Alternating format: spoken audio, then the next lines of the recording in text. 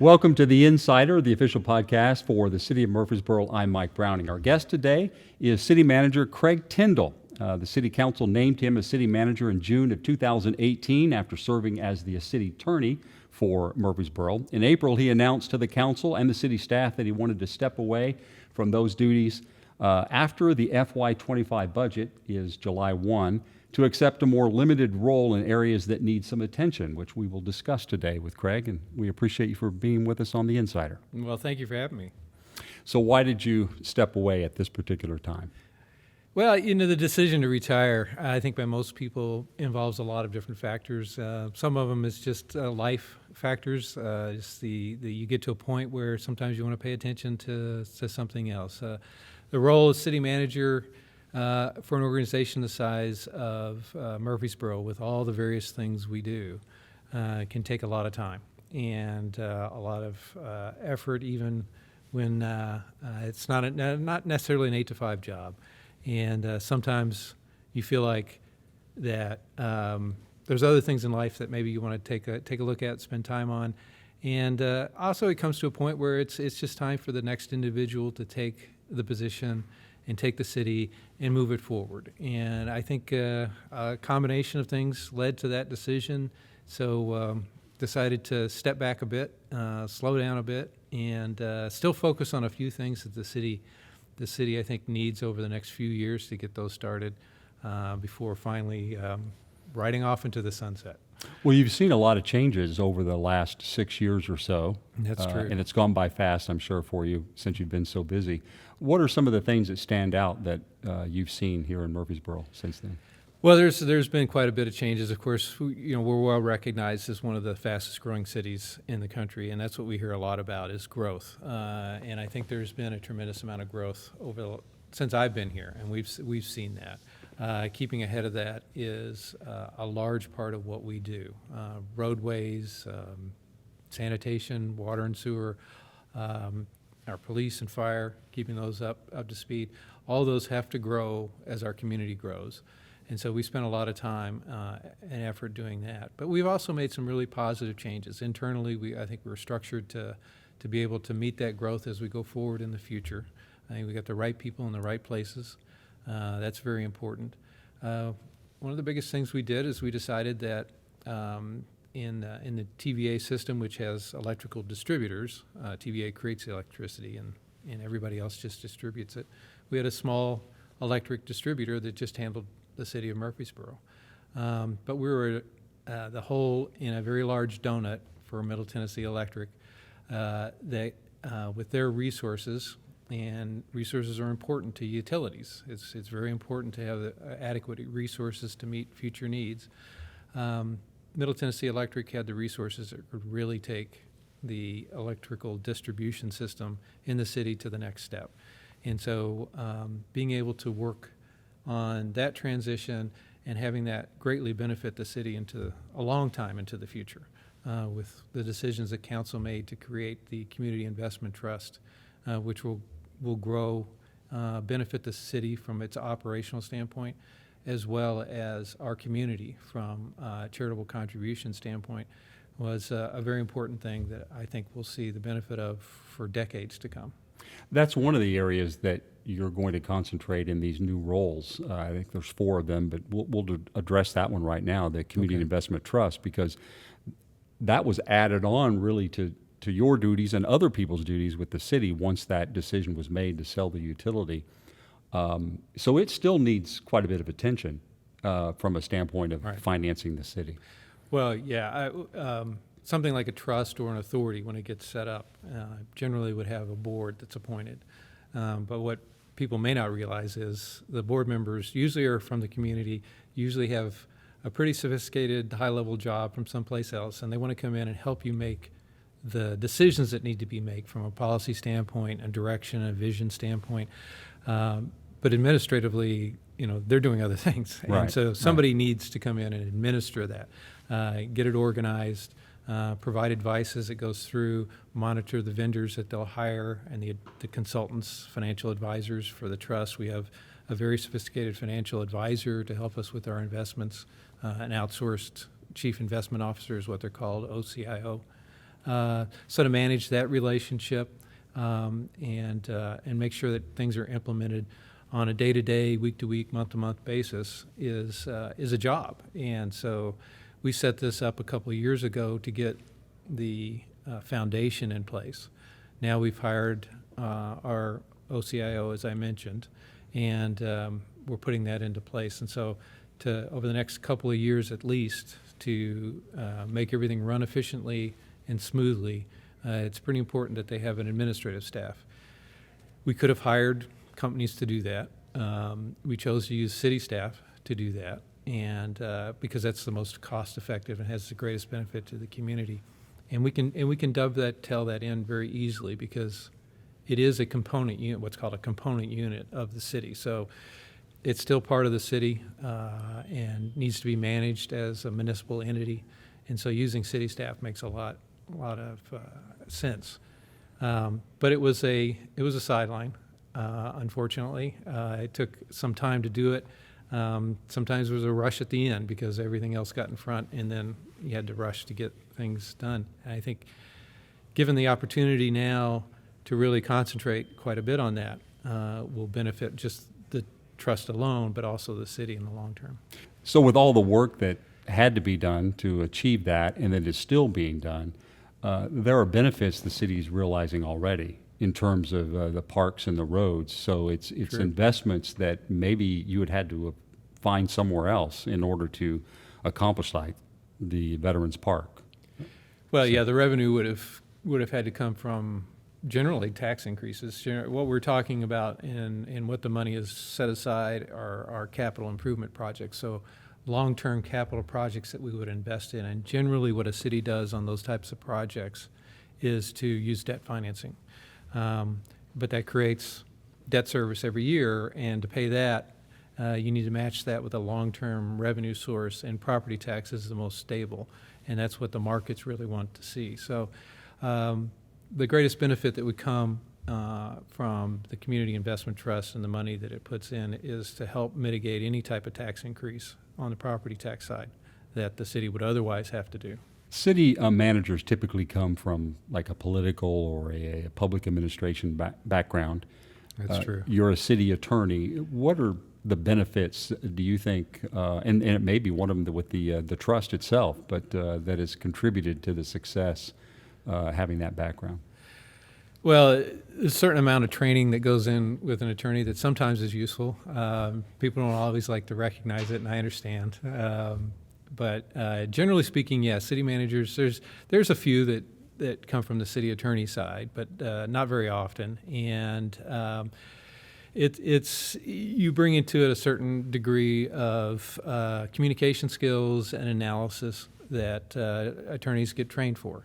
Having been a longtime city attorney, that's helpful because you understand the municipality.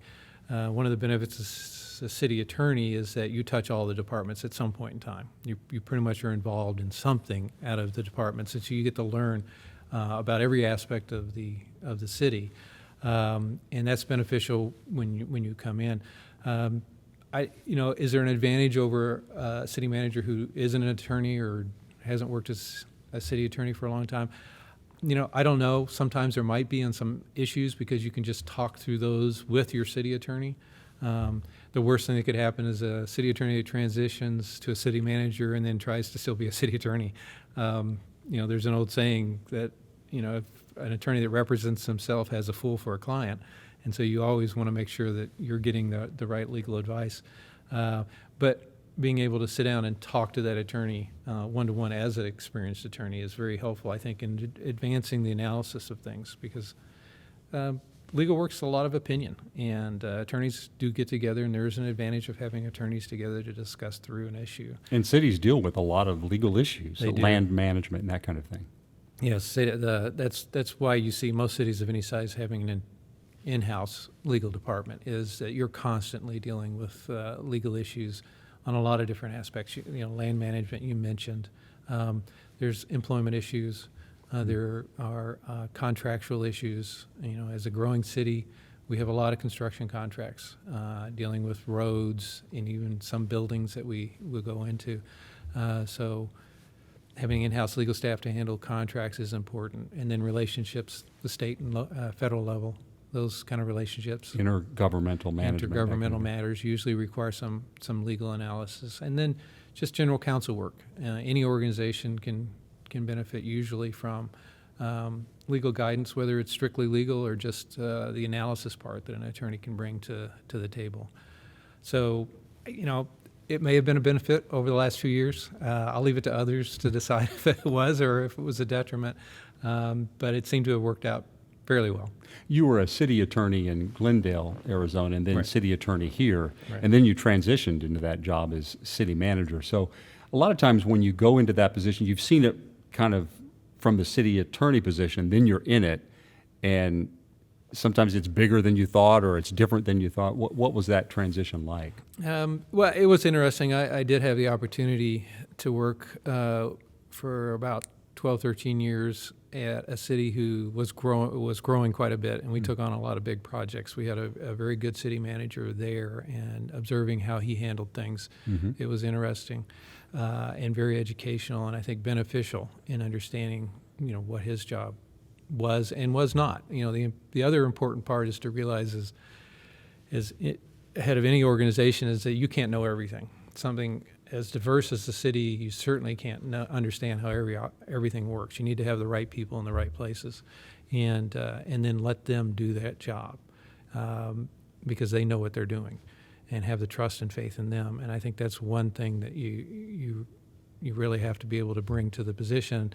And I saw that. I also had the advantage of working with an intergovernmental organization that had other city managers as part of that. We built light rail in Phoenix, and I was fortunate enough to sit on the board as that was developed, and we had a lot of interaction with the city managers, and so I got to observe other city managers and how they handled things, and some very good city managers. The city manager of Phoenix had been there a very long time, which you don't see much anymore.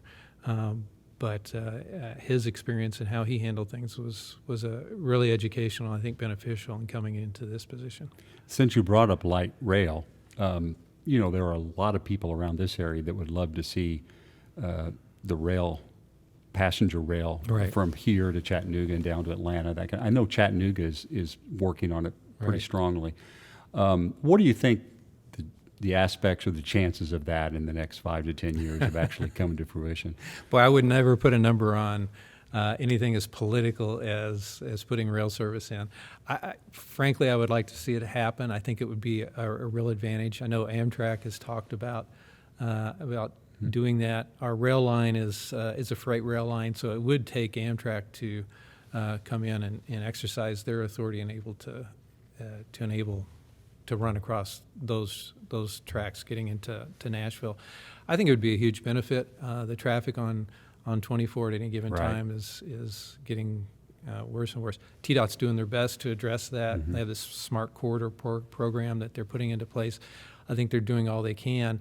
But really, you can try and manage traffic as much as you can. You can't concrete your way out of that process. It's just the volume. If you could, you could get around LA really easy, and you cannot, no matter what. And it's mostly concrete anymore in places in Los Angeles. So it's proven you really can't get around it too much. So mass transit is one alternative. It's very expensive, which makes it very politically hard to calculate what the possibility of that would be because it's not easy to do. But once it's done, it can be a great benefit.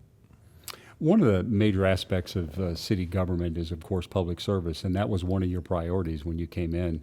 How effective do you think that transition or cultural change has been? Well, cities are basically customer service organizations. They're here to serve the public. And if we're not serving the public to the highest level, we're not doing our job. That was the philosophy that I feel like I brought in. I think it preexisted. We were very concerned about customer service before, but I really wanted to elevate that quite a bit and make people understand that everybody who comes through our doors, even if it's a developer seeking to get a permit to start development, is a customer of ours, and we need to realize that and do our best to treat them that way. I think we've done a really good job. I think there's always stresses in a growing city. There's a lot of demands on a city to do a lot of things. There are some demands that the city just cannot meet, that people think are either a good idea or that they really need. And sometimes you have to say no, and you hate to do that even when you're focused on customer service. Because you can't do everything. You can't do everything, and we're not set up to do everything. And frankly, government shouldn't try to do everything. And so we have to mitigate that a little bit. The request and what we do out there, the demands that are put on us.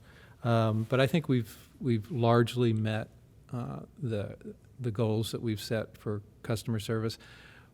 That said, I think there's never an end to improvement in customer service, and I'm fully confident that our next city manager, which is Darren Gore, has been announced, has done an excellent job in the relatively large service department that he ran in water Which is a resources. customer service-focused organization. Customer service focused, and so they have a high level of customer service, and so I'm sure that the improvements will continue. We'll always get better and better. We should always try and get better and better. So I'm looking forward to that. The other areas that you're transitioning to, the Solid Waste Authority, the Sports Authority, let's talk about some of those. The Solid Waste Authority, that's going to take a lot of attention too, and it has been. Darren Gore's been focusing on that. What are the things that you think you'll be doing in that area? Yeah, that's going to be significant in the future. For a long, long time, and I forget how long now. The numbers escape me, but maybe that's why I need to retire. But the city's relied on Middle Point landfill to handle our disposal of what we collect from residential and commercial entities, and that's closing. We know it's closing. We don't know exactly when it's closing, but we know it's reaching its life cycle, and there has to be an alternative. And we've looked at a lot of different things. We've studied this now for even before I got here. So, 10 years it's been studied with the understanding that we need to have an alternative, and a viable alternative that's not going to be very, very expensive, because you can always collect and haul it somewhere. It's a very expensive proposition. And so we did find one, and we've studied it extensively. We believe that waste away might be a solution for us, because waste away takes the let's call it garbage, because that's what most people call it. Yeah. The waste that comes in, the solid waste that comes in, and transitions that into a fuel, and diverts 90% of it going into a landfill. So that would be a meaningful change to how we handle solid waste in the community. And so the Solid Waste Authority gives us an entity to be able to put that process in place without placing a lot of risk on the city. We said that we understand, we've studied, it's been studied very extensively. Their process is, we just concluded where we were sending Murfreesboro garbage to Belgium to be tested in the process and make sure that it was doing what it was supposed to do, the process that is, not the garbage, but the process of the garbage, to make sure it's doing what it's supposed to do, and it did it very well. It worked out very well. So this has been extensively tested, but it is relatively new. It hasn't been to this scale done before, and we wanted to go into that without putting the community at risk financially. The Solid Waste Authority allows us to segregate that off quite a bit. The city will have some expenses it was planning to have anyway as far as the facility is concerned.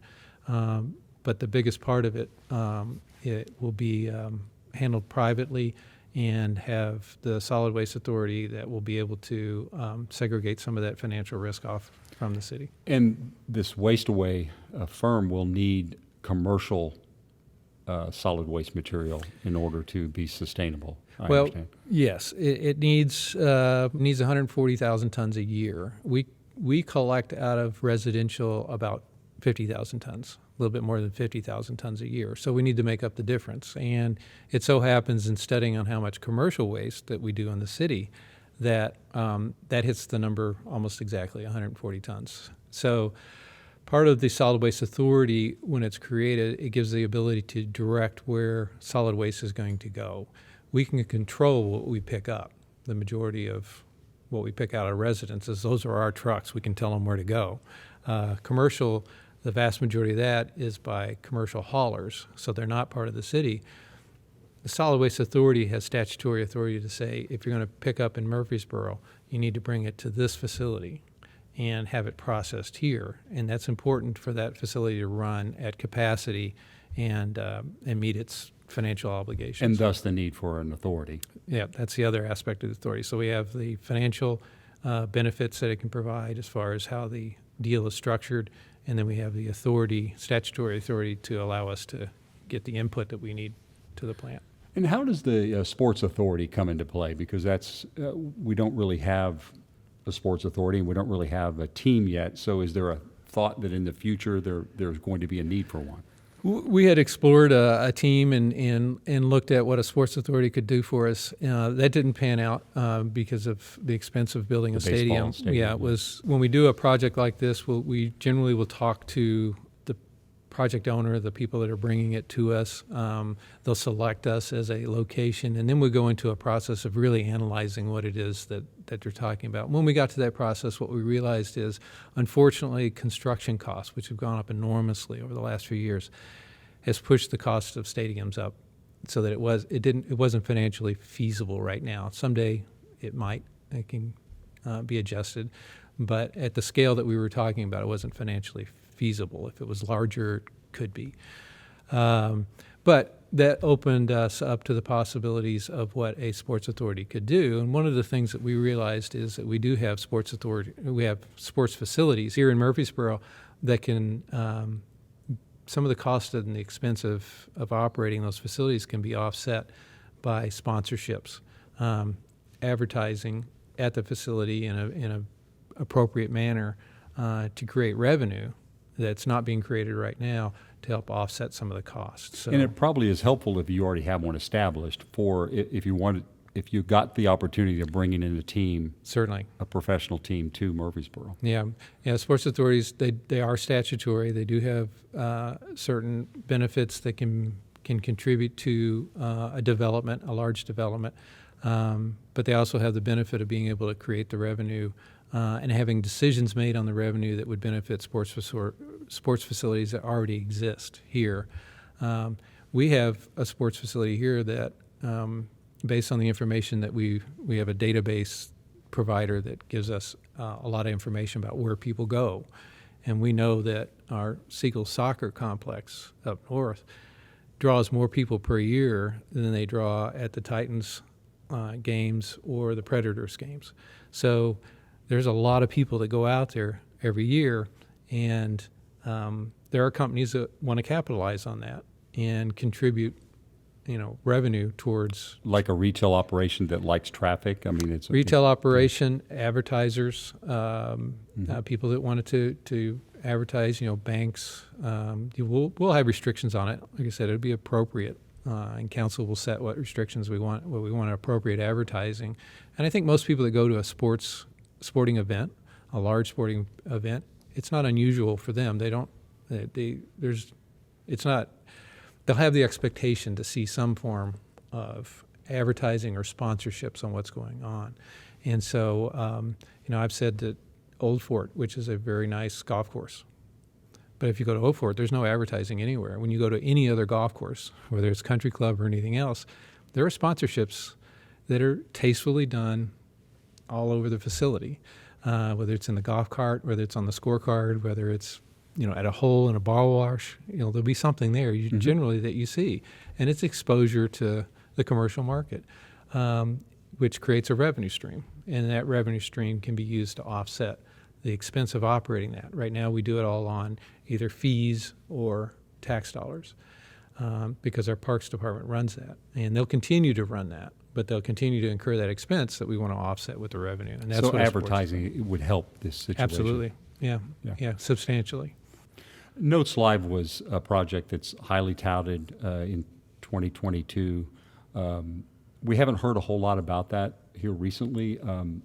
Where is it? Is it caught up in the financing of the higher interest rates? And when can we expect to see something maybe done there? Yeah, our 2022 timeframe, a couple things happened. We had interest rates go up, and everybody monitored that. They saw that.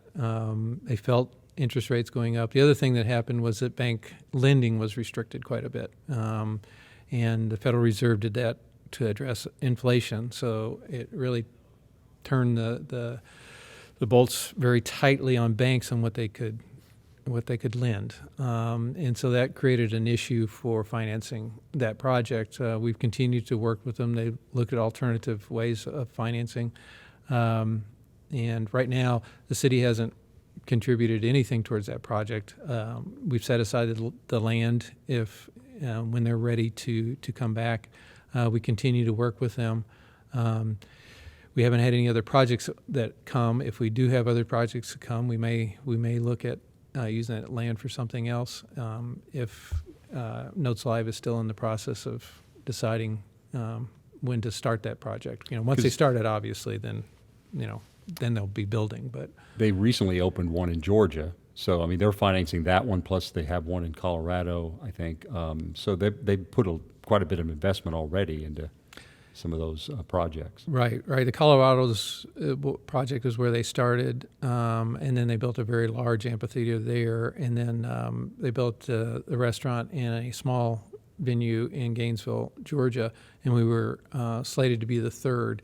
They've worked with other communities and announced other community projects that they're doing, and I think, like I said, we'll continue to talk with them and see where they're at, and hopefully get an update shortly.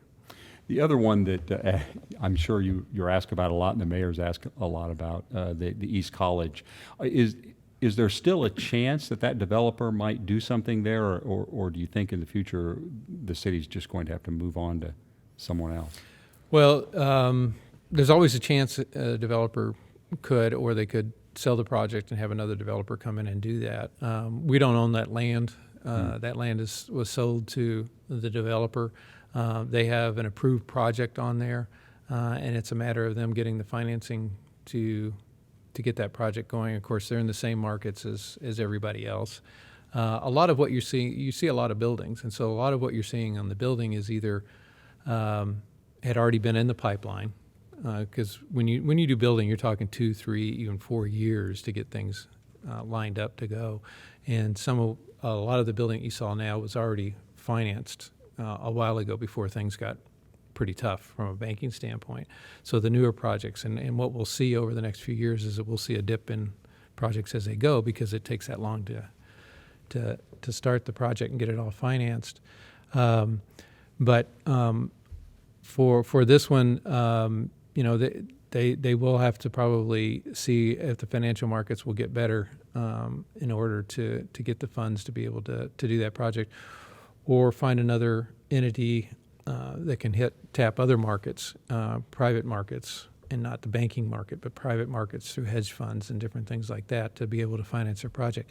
It's a relatively expensive way to go about it, and so you have to have a project that's really going to produce a lot of income. So if we were downtown Nashville, you can get the attention. Downtown Murfreesboro, it's a little bit tougher just because of the amount of population. It's not 6 times what we have.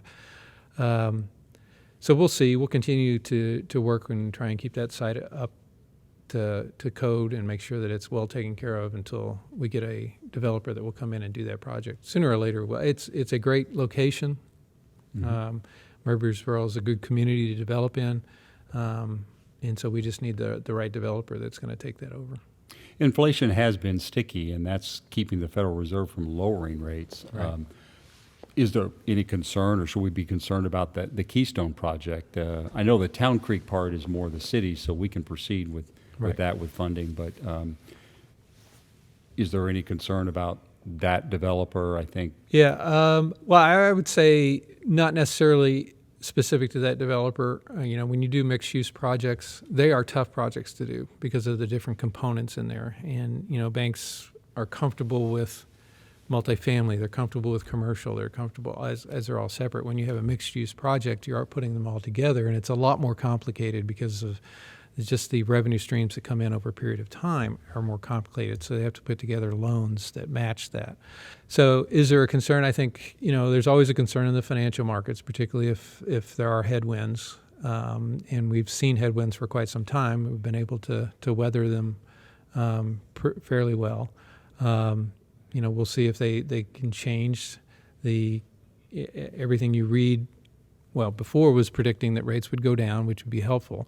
But we need rates not just to go down, but we also need the Federal Reserve to increase the ability of banks to lend. Both those things need to happen. And to do that, they want to have inflation under control. And so with inflation staying where it is, the conventional wisdom proved wrong. We aren't seeing the rate cuts just yet. They pushed them off until, Later this year? Or 20 or 25, yeah. Later this year, depending on what you read, it gets out a little bit longer. The good news is inflation is mitigating somewhat, and it's hard to get excited about it because it was so high before. So inflation is a percentage on what is existing now. So the fact that you're down to 2% means you're 2% over the 18% that you had before. So it's not super exciting, but at least it gets better over time as wages start to catch up to that. And that's what we're hoping for. We always are cautious. We're cautiously optimistic, I guess is the best way to say it. So far, these developers look like they've done this before. They're very experienced in this. They have a lot of experience putting together not just this type of development, but this type of financing that they need. They brought in some partners from out of Nashville that are very experienced in the development and mixed-use development in an urban environment, which is what they're doing.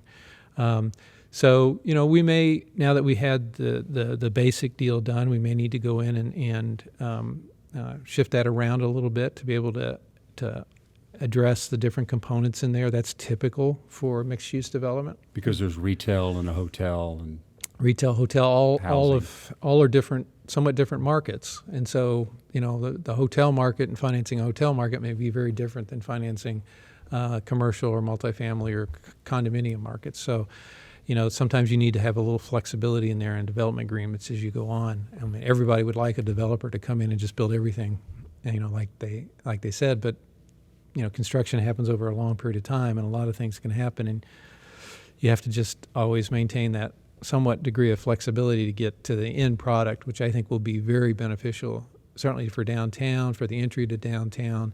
I think it's going to be a huge benefit, and I think these guys, they appear to be the right guys to do this, so we're excited. And regardless of when that starts, and I've heard it will start with building the building across the street, across Church Street, so that WGNS can move. But right. Regardless of when, the town creek, the daylighting of that creek that's underground now will probably start this year. It's going on now, taking the buildings down.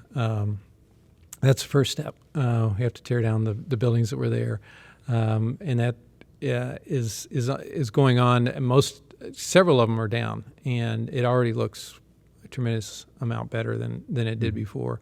But then, then the park, you'll start to see some excavation work, the creek being opened up, and then a lot more of the design will be layered in, and it'll take some time. But a park doesn't take as long as a building if you're not building any buildings on it, and we're not planning on too much of those.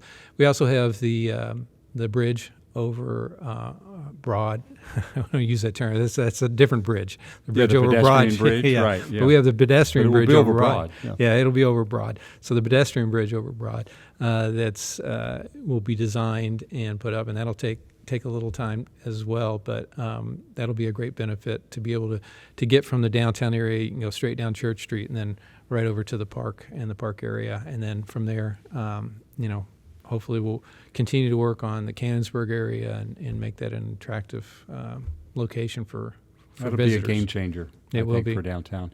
Two projects where they are breaking ground, and you're seeing it already. One being the fountains. They've started to move a little bit for phase 2 of their project. And then TDK is moving their location to get ready for Trader Joe's, which so many people here are excited about. So, Right.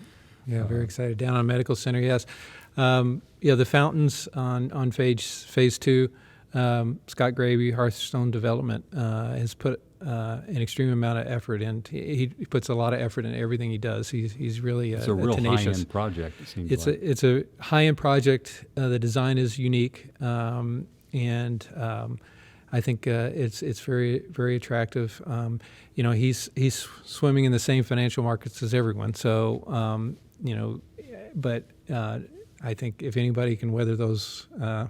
Because Gravy he did it can. already before. He did right? it before. He did it with the fountains. He came up with a unique aspect of fountains. Fountains is full now. The office structure is pretty much full, and it's the same with the retail around the bottom with the restaurants and the retail. So he's done a very good job with that, and I'm sure that phase 2 will be done just as well. And that has a hotel component to it. So we'll see when that comes in. But I know he's working on that hard. And then just down the street at Robert Rose and Medical Center is the location for the Trader Joe's. That land's being cleared now. If you drive past there, there's a lot of work on that. And that'll go up pretty quickly. A retail store like that can go up relatively quickly. So people will be surprised probably when that pops up, seemingly overnight if they don't go down there every day. And then behind that is what was planned to be an office building, and I guess the good news is a lot of that they've come back and talked to us about potentially becoming more retail restaurant in there, because I think the Trader Joe's attracts a lot of attention. So I think there's an office component to it, but some of that will become much more a community amenity with restaurants, different types of restaurants being in that location as well. And then Clari Park, which you can't miss as you drive down It's Medical huge. Center, that's huge. And then the restaurants they started with, and the Right. main event, and so much going on there. It almost seems like once something got started, then it multiplied. And That's true. because there's multiple projects going on all over, and Yeah. the city's involved in those because Building and Codes has to go back and Right. inspect. Right. What do you think that project, when it is finished, and they are apartments, but they're urban apartments? There's apartments, there's condominiums, there's single-family homes all planned in that community, office buildings as well. So that's a mixed-use project. It did seem to pop up very quickly. The land work over there takes some time. Land work does to move the dirt around and put all the underground facilities in that need to be in there. And then when they start building, they can go pretty quickly. And what you're seeing now is the effect of all the work that they did before and those buildings going up. Those are multifamily that is going up there, and I think the office building is on.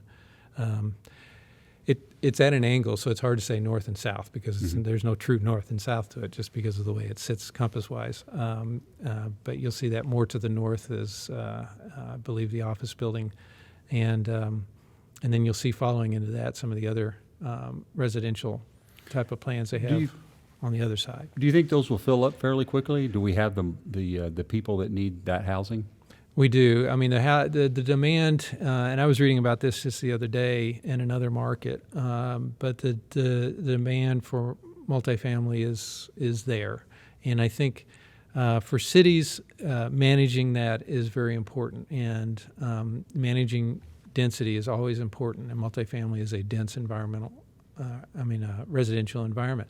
So that's a good location for that type of apartment complex. I think downtown in the urban environment here adds a lot to our downtown area. You'll see when residences come close to downtown, you'll see downtown change substantially. It'll be a lot more active, a lot busier.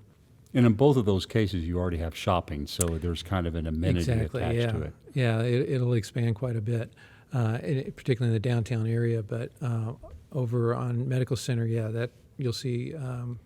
I think the demands there. It's hard to buy a house. Right. Single-family residences are the demand for it far outpaces supply right now, which drives prices up. The problem when prices go up is that, you know, you have to People can't finance afford them, more, and with high interest rates and high prices, it's very difficult. And so, in this, what the studies have all shown is that you have more or less an inverse bell curve on the demand for multifamily. So you have the younger generation that wants to just start out in a multifamily unit where they don't have to take care of a yard. They can lock up, you know, drive to their office. Some are working home now, and a lot of these places have amenities that allow them to work basically from home, or at least close to home. And then it dips down as they get older in the childbearing years. They're looking for single family and yards and things like that. But we're seeing a lot more of the older generation moving into multifamily, nice high-end multifamily developments, which is what's going on at Medical Center, because they don't want a yard. They want to travel. They want to lock up. They want to leave it. And these highly amenitized high-end apartments provide a lot of what they're looking for. And they don't need own a home anymore. I mean, with the increase that we had a few years ago in the on the tax code for your standardized deductions, where a lot of people aren't even getting over that threshold to deduct your home mortgage. So, you know, if you don't need a home, you don't want to keep a home, you're not getting a tax advantage from a home, maybe you cash out and rent an apartment, and then you have a little bit of freedom that you wouldn't have otherwise. You're in the middle of preparing the FY25 budget now, and people see all this growth, and they normally associate that with, well, then they've got revenue coming in. But you also have a lot of infrastructure projects, so you're looking at your priorities and expenses and, you know, what you can budget. How is that going this year as you get ready for that budget? Because you have to also look forward to what the Federal Reserve is trying to do with Right. lowering the economy, like slowing it down. And if Yeah. it slows down too much, it goes into recession. So you're kind of trying to think Yeah. about both of those. Yeah. Well, we're in the process. You said we're in the middle of it. And I kind of laugh because hopefully we're not in the middle. Because Maybe you're at the end, we have right, to, for you. Yeah, we have to publish it to council here by Wednesday. So if you know something I don't, Yeah.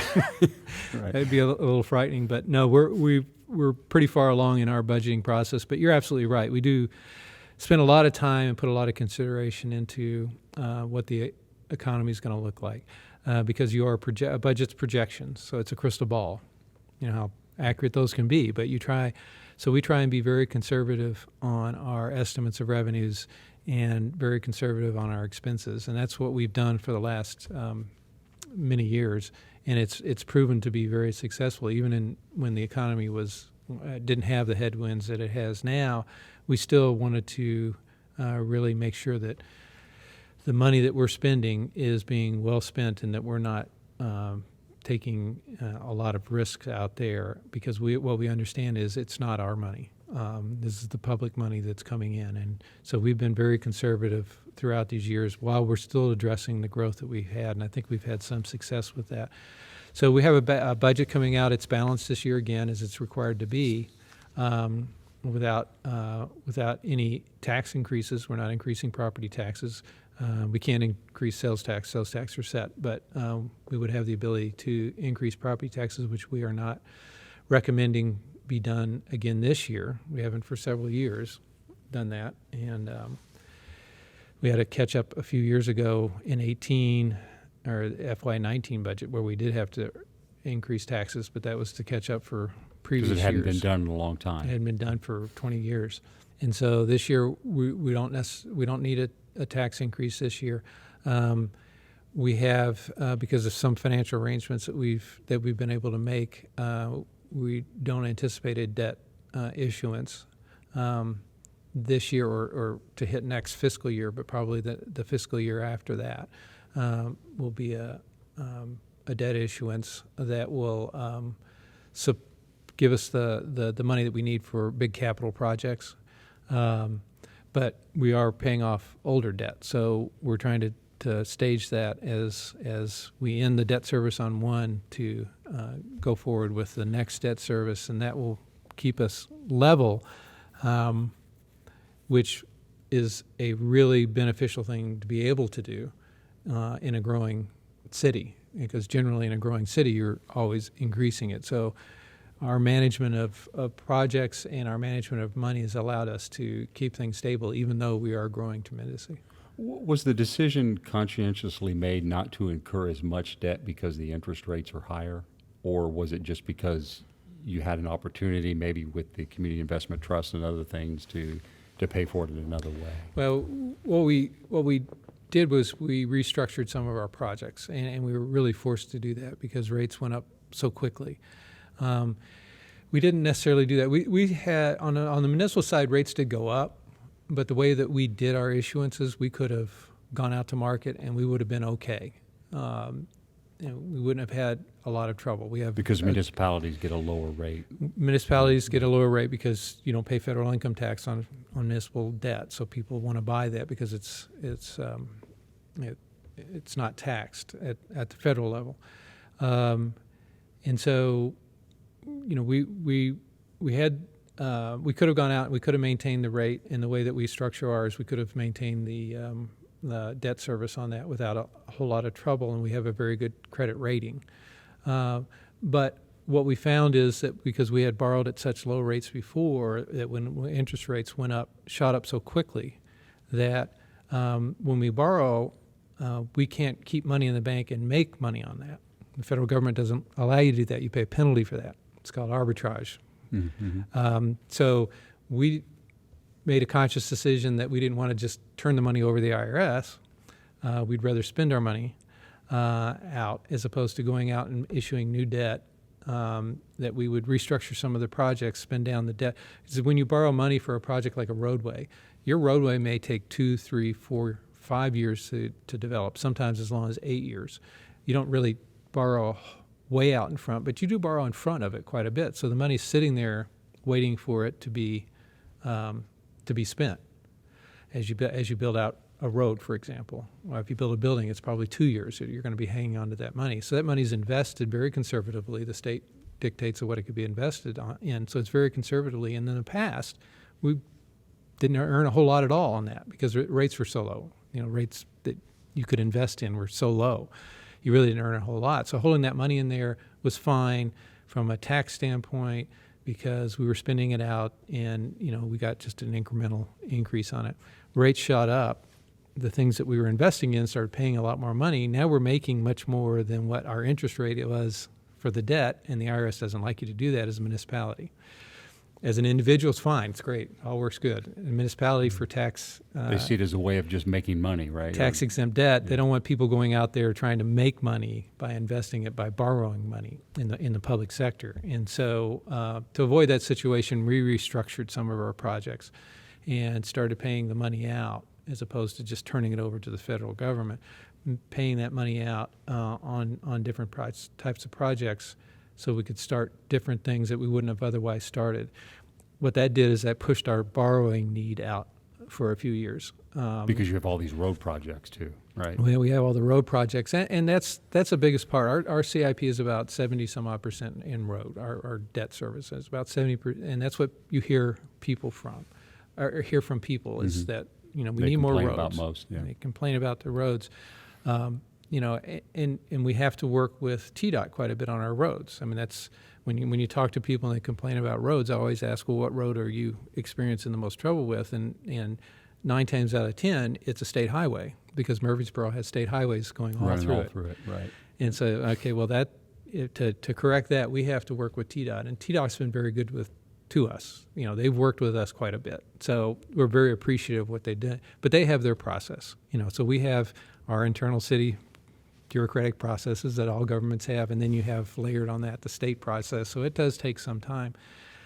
And so we work on that as quickly as we can, but people also need to understand that you might have several roads you have problems with, but you can't put them all under construction at once because then you don't go anywhere.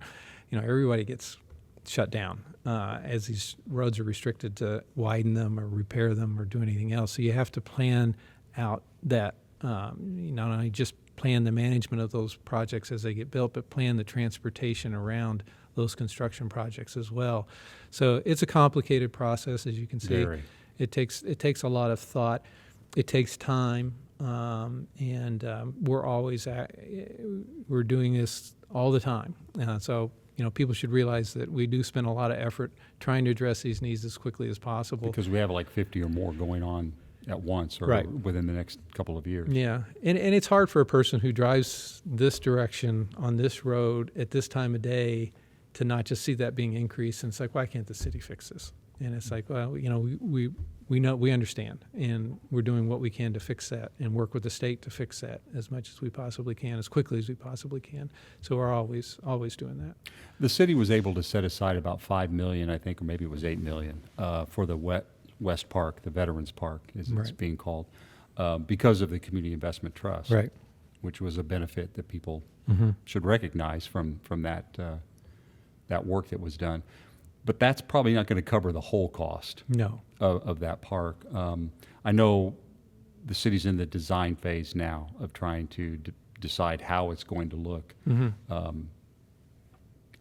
Don't expect you to make news or anything, but I mean, and I know the council said, we want the full slate of amenities in that park, which I know the people on the west side would appreciate that. But, one of the issues that the city got involved in before was that I think the park was going to cost around $50 million, somewhere thereabouts, when it was going to be off of I-840.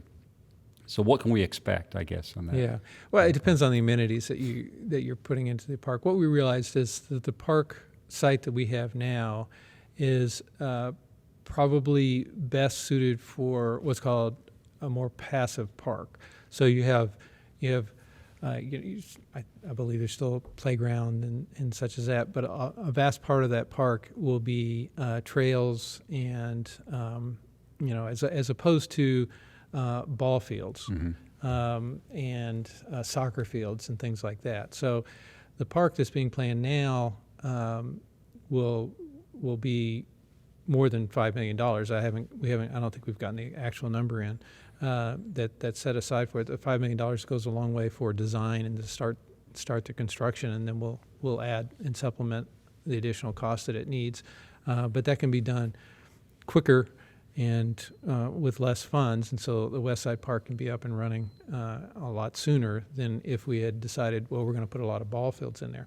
The reason we decided we didn't want to do that is that the city also owns 120 some odd acres, and I think On Highway 96. on Highway 96, just down the road from there, a mile or so down the road, and that's the park that's more geared towards an active park. So when you say an active park, it's ball fields, also some playground, maybe some other amenities for people that are coming to use the ball fields that need other parts, members of their family, little kids to go play and do different things like that. So we're looking at that as a much more active park. So we were able to get the passive park up and going and still have some components that are very good for park and for the community, and then make the active park down the street, which is the one that people will go to play, sports And athletic and events and that kind of thing. athletic events and different things that are down at that park. Do you hope that the West Park, they'll break ground on that sometime this year, the Veterans Park? That's the intention, is sometime this year, and that's the mandate from council as well. So our attention's actually We need to have shovels monitor out there that somewhere, right? Yes, yes, and we understand that that's taken a while. The West Side has asked for the park for quite some time, and we understand that. There was some shifting around of land, and I think from a long-term community benefit standpoint, that shift from the park site that we had at one point in time to the park site that we have now, a lot of things fell into place. We have a really great partner with Middle Tennessee Electric that helped that happen. This park site that we have now is much more suited as a park site for the west side of this community than it was up on an interstate and an interstate interchange, which is much more suited for commercial development and that type of development up there. So I think things have worked out really well. It's taken some time, longer than a lot of people wanted. But parks are investments for a lifetime, and you don't want to do them wrong. So I think we benefited quite a bit from taking a step back and looking at that pretty hard. And it is one of the city's great amenities, the parks, the greenway. Yeah, absolutely. It's really something that sets us aside as being different, including Stones River National Battlefield, which is right in the middle of the city. Right. I know and I wanted to end with this, there's a lot of road projects that are ongoing, one of them being Medical Center, where they're doing the bump outs and expanding it, making it wider and everything. And then Cherry Lane, phase 1, 2, and 3. There's so many going on. But the one that I wanted to really address, because so many people see it on Medical Center Parkway near Asbury Lane. The city's been negotiating with Williamson Farm, and they've been making some upgrades. And people try to make that left turn there, whether they're going to that residential area or trying to get back onto Medical Center to go into town. Where is the city at on trying to accomplish that? I think eventually they want to move it around to Conference Boulevard, Conference Center Boulevard. I think Gresham, it'll go a little bit further down from Conference Center Boulevard, where they'll connect and they'll have a light. So Asbury will turn and go east and then connect and allow the light at Gresham to be used as a light. And then so will that be something in the next couple of years, or? I don't know the timeline on that exactly. I think we're working with. We're definitely doing the plans. We are widening Medical Center down at that end. That's phase 1 for the widening of Medical Center. We'll start down there. I think what you'll see is Asbury go to left in and left out only. It's an intersection that needs to be addressed, and so that will happen. And then shortly thereafter, we'll get started on the alternative route to go through there. We have been working with the folks that own Williamson Farm to make sure that we disrupt their plans as little as possible. But actually what we'd like to do is enhance their plans and having a lot better access into there. I know they want to have a kind of a model farm community and attraction, which is great. And, traditionally farms are hard to get to because they don't have to be easy to get to. But if you're going to make it an attraction, it probably should be easy to get to. So we kind of think that actually what they'll see is a benefit from what we're doing as opposed to disrupting what their plans are. Well, thanks so much for being our guest on Absolutely. The Insider and taking so much time out of your busy day. You bet. I appreciate it. Thank you, Mike. Craig Tindall has been our guest. He's the city manager for the city of Murfreesboro, and we've been talking to him about a number of different things that regard his role for the past 6 years as city manager of our growing city of Murfreesboro. The Insider originates from City Hall. Thanks for listening via Podbeam, Spotify, Apple Podcast, and Amazon Music Audible. You can also join us, of course, right here on YouTube. For more information on the fast-growing city of Murfreesboro, you can go to murfreesborotn.gov. The Insider is the official podcast for the city of Murfreesboro. I'm Mike Browning. Thanks again for joining us.